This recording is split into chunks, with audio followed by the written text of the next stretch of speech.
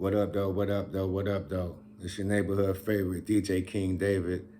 And today I want to talk about my background in the music industry. This is something I never talk about in interviews because I'm usually asked about Detroit historical content or my experiences in the rap game as far as being a performer or a DJ. But before I was DJ King David, as you all know me, I was just Dave from the hood who happened to DJ sometime. And I was working at MC Sporting Goods as a shoe department head at Tel 12 Mall out in Southfield. And I was a full-time student at Wayne State University.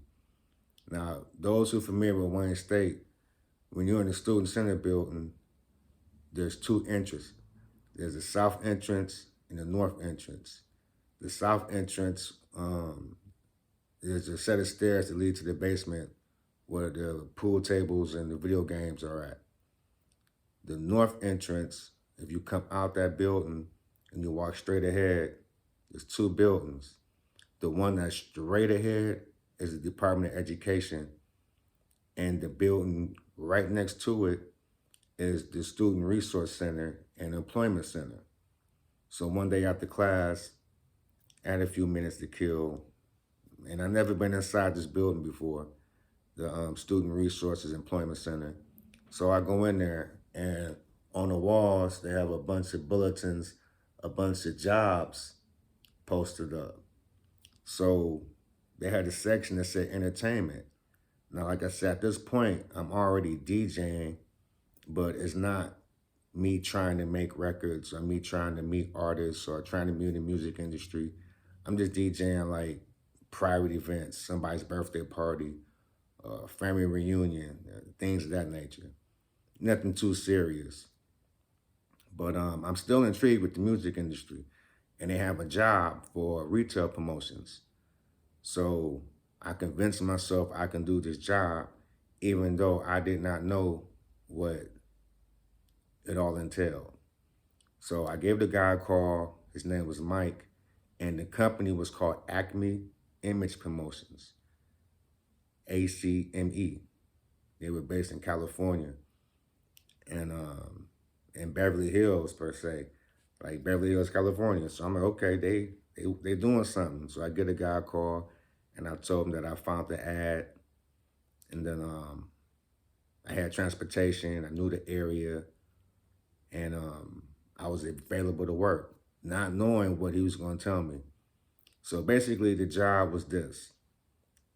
They had 13 stores that needed to be serviced. And the 13 stores were all big chain record stores. Sam Goody, Musicland, FYE, Blockbuster Music. Locally, we had Harmony House, which was a major Michigan-based record store that had locations all throughout Michigan. So they needed somebody for Southeast Michigan. That's why they posted at Wayne State.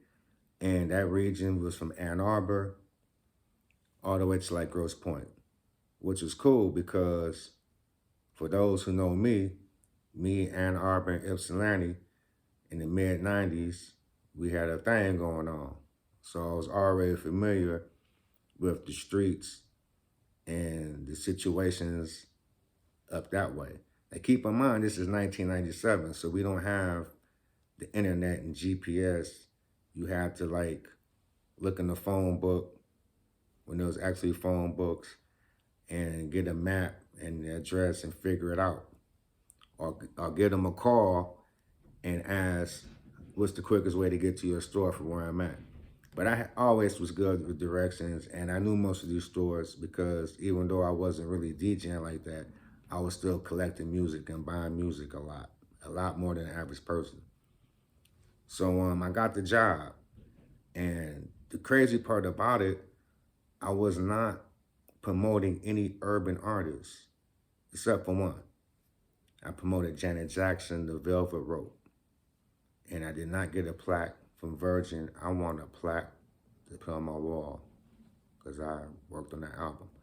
But anyway, I was promoting groups like the Dave Matthews Band, Katie Lang, Lilith Fair. which is a compilation that comes out. Really, music I was not really familiar with at all, but I got familiar with it. And the job was very easy. I would basically go to the store. Um, the company would send me posters and CDs and flats and displays and a disposable camera and a chart sheet. And the chart sheet, I would have to fill out the name of the artist, the title of the album, the label that the album came out on, how many were in stock at the time when I came in. And if they were very low on stock or had none, it was my job to refill the store.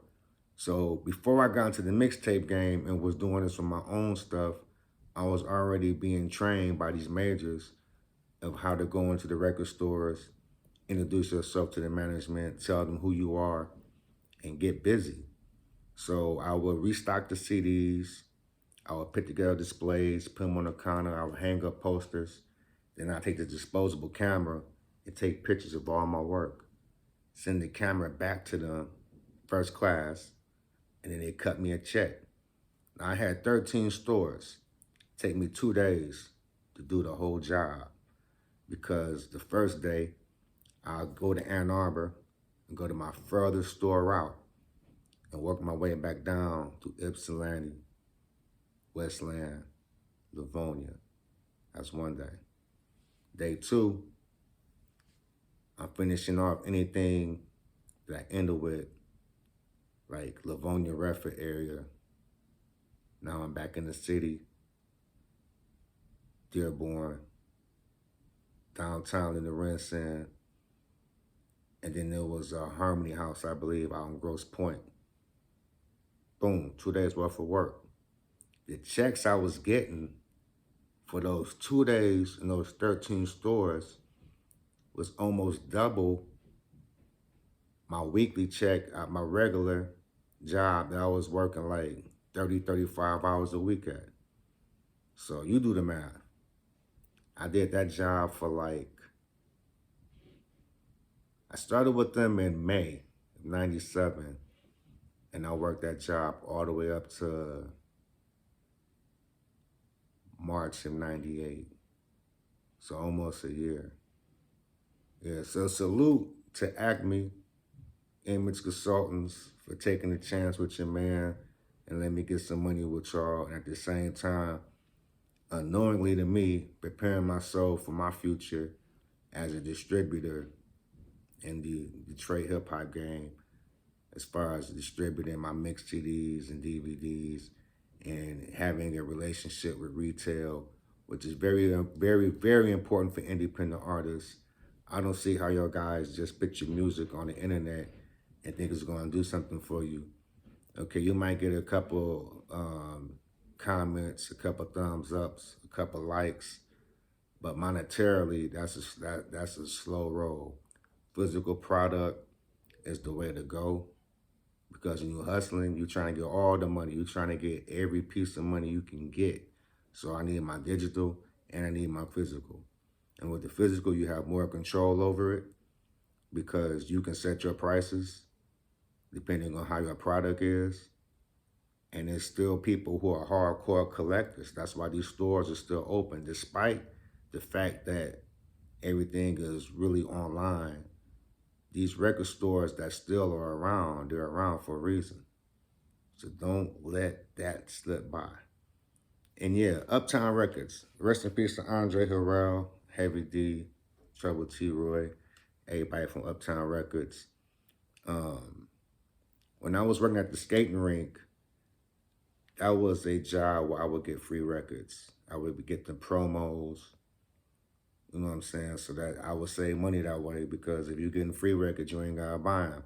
But you always need the free joints because the free joints is, hey, love getting free joints. Yeah, so from like 91 to 93, 94 rather. Yeah, 91 to 94, I'm DJing at Detroit Roller Wheels off and on. And I would get a lot of free promos from Uptown Records. You know what I'm saying? And they was on fire back then. We talking about all the early Mary J., We're talking about like the Jodeci second album, the soundtracks.